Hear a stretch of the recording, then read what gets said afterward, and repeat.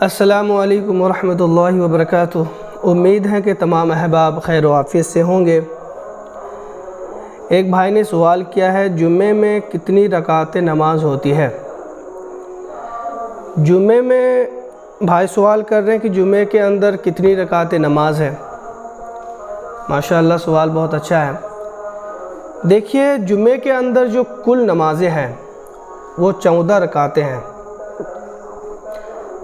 کون کون سی نماز ہے وہ بھی ذرا سنتے چلے۔ 4 رکعت تو سنت مؤکدہ ہے جمعے کی فرض نماز سے پہلے، اور اس کے بعد سنت مؤکدہ کے بعد 2 رکعت جمعہ فرض ہے۔ اس کے بعد فرض نماز کے بعد 4 رکعت سنت مؤکدہ ہے امام ابو حنیفہ اور امام محمد رحمۃ اللہ علیہ کے نزدیک، اور امام ابو یوسف رحمۃ اللہ علیہ کہتے ہیں کہ اور 2 رکعت سنت مؤکدہ پڑھے، یعنی کہ فرض نماز کے بعد کل 6 رکعت نماز پڑھے سنت مؤکدہ، جو کہ اسی قول پر فتویٰ ہے اور یہی راجح قول ہے۔ اس وجہ سے الحمدللہ کافی حضرات جو ہے فرض نماز کے بعد 6 رکعت نماز عموماً پڑھتے ہیں۔ اس کے بعد پھر 2 رکعت نماز نفل ہے۔ تو اس میں آپ کو ذرا کچھ اور بھی باتیں بتاتا چلو کہ عموماً کیا ہوتا ہے، جمعے کی نماز کے بعد اکثر دیکھا جاتا ہے، میں بھی نماز پڑھاتا ہوں جمعے کی، تو دیکھتا ہوں نماز کے بعد کیا ہوتا ہے، اکثر لوگ فرض نماز کے بعد چلے جاتے ہیں۔ کہاں جاتے ہیں؟ گھر جاتے ہیں، اور کچھ حضرات کام کے لیے جاتے ہیں۔ دیکھیے، امیدیں اور گمان تو اچھا رکھنا چاہیے کہ یہ جو ہے گھر میں جا کر کے نماز پڑھتے ہوں گے، اور اگر دکان ہے تو دکان میں جا کر کے نماز پڑھتے ہوں گے۔ گمان تو اچھا رکھنا چاہیے، اس میں کوئی شک نہیں ہے، مگر مسئلہ یہ ہے کہ ہم اگر نماز جمعے کی نماز پڑھنے کے بعد اگر ہم 4 رکعت یا 6 رکعت سنت مؤکدہ نہیں پڑھتے ہیں تو یہ بہت غلط کرتے ہیں، بہت ہی زیادہ غلط کرتے ہیں۔ اسی لیے میری درخواست ہے تمام احباب سے، جو یہ ویڈیو دیکھ رہے ہیں، میری درخواست ہے کہ وہ ان تمام حضرات تک پہنچائے جو فرض نماز کے بعد بالکل سنت مؤکدہ کو پڑھتے ہی نہیں ہے۔ میرے بھائیو یاد رکھیے، سنت مؤکدہ جو ہے، ایک ہے سنت مؤکدہ، ایک ہے سنت غیر مؤکدہ۔ اب سنت غیر مؤکدہ کو اگر چھوڑتے ہیں، چاہے وہ جان بوجھ کر ہو یا ویسے ہی ہو، اس میں اتنا پکڑ نہیں ہے، مگر یاد رکھیے سنت مؤکدہ میں پکڑ ہے، لازم ہے پڑھنا۔ نہیں پڑھتے ہیں یہ بہت غلط کرتے ہیں، چاہے ہم ہو، آپ ہو، کوئی بھی ہو۔ حالانکہ سنت مؤکدہ میں اللہ کے نبی صلی اللہ تعالی علیہ وسلم تاکید کری ہے، شاید کہ کبھی بہت زیادہ سخت عذر ہو، پریشانی ہو، دقت ہو، تب جا کر کے سنت مؤکدہ کو ترک کیے، ورنہ سنت مؤکدہ کو ترک نہیں کیے ہیں۔ اسی لیے میرے بھائیو، میں آپ لوگوں سے درخواست کرتا ہوں، فجر کی جو 2 رکعت فرض سے پہلے جو 2 رکعت سنت ہے، اس کی سنت کے اوپر تو بہت ہی زیادہ تاکید ہے، اسی لیے اس 2 رکعت کو بھی کبھی بھی نہ چھوڑے۔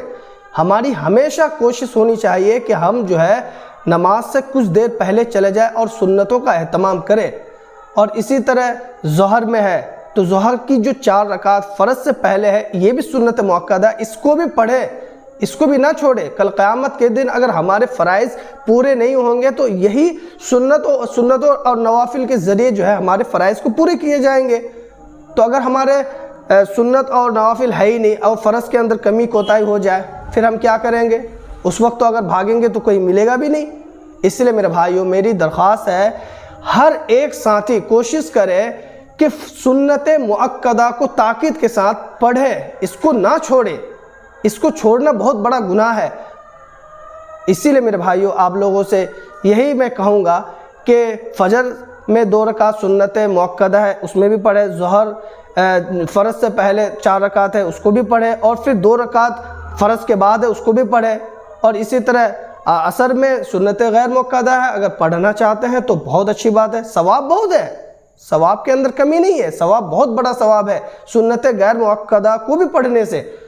ہاں اگر نہیں پڑھتے ہیں وہ آپ کی مرضی ہے، کیونکہ سنت غیر مؤکدہ جو نمازیں ہیں یہ نفل نمازوں کی ہی طرح ہے، اسی لیے اگر پڑھتے ہیں تو بہت اچھی بات ہے، بہت بڑا ثواب ہے، اور اگر نہیں پڑھتے ہیں تو اس کے متعلق زیادہ پکڑ نہیں ہے۔ اور اسی طرح مغرب کی نماز ہے، مغرب کے 3 رکعت کے بعد جو 2 رکعت ہے سنت مؤکدہ ہے، اس کو بھی پڑھے، اور اسی طرح عشاء کی نماز میں بھی پڑھے۔ فرض کے نماز کے بعد جو ہے سنت مؤکدہ 2 رکعت ہے، اور اسی طرح وطر ہے، وطر تو واجب ہے، احناف کے نزدیک وطر واجب ہے، اسی لیے وطر کو ہم کبھی نہ چھوڑیں۔ بہت سارے حضرات کو دیکھا جاتا ہے کہ عشاء کی نماز پڑھتا ہے اور رائٹ ہو جاتا ہے، چلے جاتا ہے، یہ بہت غلط چیز ہے۔ اسی لیے میری درخواست ہے جو بھی حضرات نہیں پڑھتے ہیں آپ پڑھیں ضرور، اور آپ ان ساتھیوں کو کہیں کہ بھائی سنت مؤکدہ پڑھنے کی چیز ہے، چھوڑنے کی چیز نہیں ہے۔ ہم آتے ہیں اور صرف فجر میں آئے تو 2 رکعت پڑھ لیا، ظہر میں آئے تو 4 رکعت پڑھ لیے، اور عصر میں آئے تو 4 رکعت، اور مغرب میں آئے تو 3 رکعت، اور عشاء میں آئے تو 4 رکعت۔ نماز تو ہو جاتی ہے، اللہ کی طرف سے یہی نماز اصل ہے، مگر اللہ کے نبی صلی اللہ تعالیٰ علیہ وسلم کی جو سنتیں ہیں یہ بھی کسی چیز سے کم نہیں ہے۔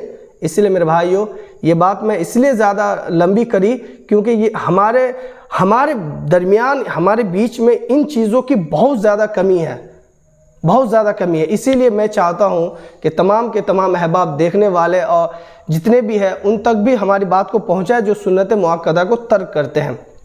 بہرحال امید ہے کہ یہ بات آپ کو سمجھ میں آ گئی ہوگی۔ اور دوسرا سوال یہ ہے کہ نابالغ بچہ اگر مر جائے تو کیا اس سے قبر میں سوال و جواب ہوگا یا نہیں ہوگا؟ دیکھیے نابالغ بچہ ہے اگر تو اس سے قبر میں 3 سوال جس طرح ہوتے ہیں کہ من ربک ما دینک من نبیک، یہ سوالات نہیں ہوں گے۔ اولاً تو وہ معصوم ہے، اور ایک ساتھی ہم سے پوچھ رہے تھے گزشتہ 1-2 دن پہلے کہ میں خود گیا تھا ایک جنازہ کی نماز پڑھانے کے لیے، بہت یعنی کہ 2 گھنٹہ صرف وہ بچہ زندہ تھا، اس کے بعد مر گیا۔ تو ایسے بچوں کے متعلق ہی پوچھ رہے تھے کہ کیا ان سے بھی سوال ہوگا؟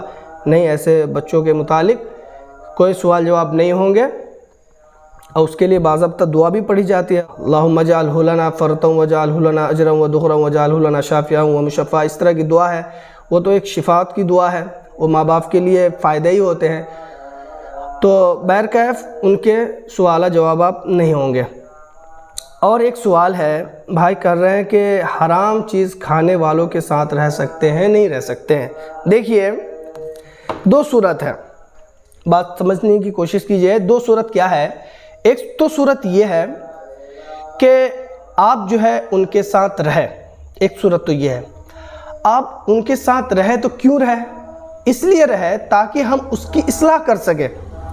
بعض دفعہ کیا ہوتا ہے، فار ایگزامپل وہ شراب پیتا ہے، تو اب ظاہر ہے کہ اگر اس کو اسی حالت پر چھوڑ دے تو کیا ہوگا کہ آگے چل کر کے بہت زیادہ شرابی ہو جائے گا۔ اسی لیے ہم اس کے ساتھ مصلح بن کر کے رہے تاکہ ہم اس کو جو ہے سمجھا سکے، بجھا سکے کہ نہیں بھائی شراب نہیں پینی چاہیے، سود نہیں کھانا چاہیے، اور اسی طرح جو چیز وہ غلط کرتا ہے ہم اس کو ان کی کمیوں کو دور کرنے کے لیے ہم اس کے ساتھ رہیں۔ ایک تو یہ نیت کے ساتھ آپ رہے، اگر ہم اس نیت کے ساتھ اس کے ساتھ رہ رہے ہیں اور اس کو نصیحت بھی کر رہے ہیں اور امید بھی ہے کہ نہیں انشاءاللہ مان بھی جائے گا تو بہت اچھی بات ہے، آپ رہیں ان کے ساتھ۔ اور ایک دوسری صورت کیا ہے کہ ان کے ساتھ نہ رہے۔ کیسے نہ رہے؟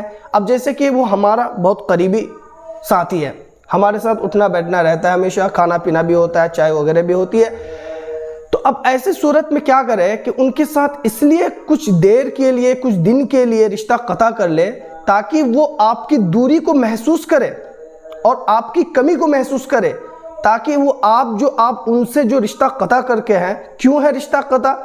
حالانکہ لڑائی بھی نہیں ہوئی، کچھ بھی نہیں ہوئی، تو وہ جو نشہ کرتا ہے نا، وہ جو حرام کھاتا ہے یا جو بھی وہ غلط کرتا ہے، اس کو احساس ہو جائے کہ نہیں بھائی یہ جو ہے ہم سے اس لیے رشتہ قطع کیا ہے، اس لیے ہم سے دور بھاگا ہے کیونکہ ہم یہ غلط چیزیں کر رہے ہیں، حرام کھا رہے ہیں، حرام چیز کر رہے ہیں، تو اگر اس احساس دلانے کے لیے ہم اس سے اگر رشتہ قطع کر رہے ہیں تو بہت اچھی بات ہے، تاکہ اس کی اصلاح ہو جائے۔